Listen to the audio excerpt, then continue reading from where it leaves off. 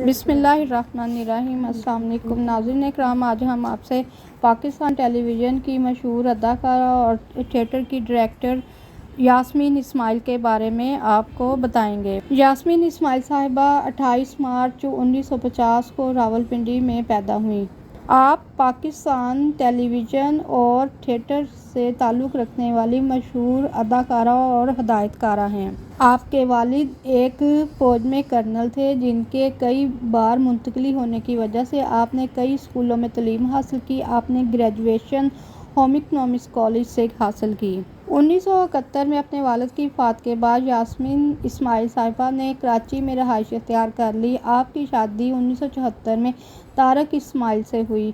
यास्मीन ने 1960 की दहाई के आखिर में पीटीवी के साथ काम करना शुरू कर दिया था।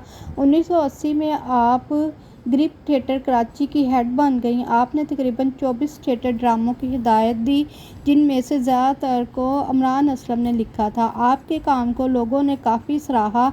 आपने अपने आखिरी ड्रामा उसामा हो तो सामने आए को हिदायत दी। इस थिएटर ड्रामा को भी इमरान असलम ने लिखा था। यास्मीन इस्माइल साहिबा के शौहर एक कंपनी में चीफ एग्जीक्यूटिव ऑफिसर थे। आपकी वफ़ात के वक्त आपके बेटे अमल इस्माइल की उम्र 22 साल और बेटी सिला इस्माइल की उम्र 18 साल थी, जो Indus valley school of art and architecture की तालिब इल्म हैं।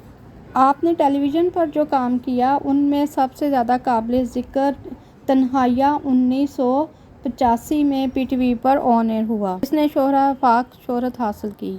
यास्मीन इस्माइल साहिबा ने 18 जनवरी 2002 को कराची में वफ़ात पाई। उनकी नमाज़े जनाजा डीएचए कराची में आर्मी कब्रिस्तान में अदा की गई। इन्ना लिल्लाहि व इन्ना इलैहि राजिऊन। नाज़रीन, इस वीडियो को लाइक करें, चैनल को सब्सक्राइब कर दें। आपका शुक्रिया।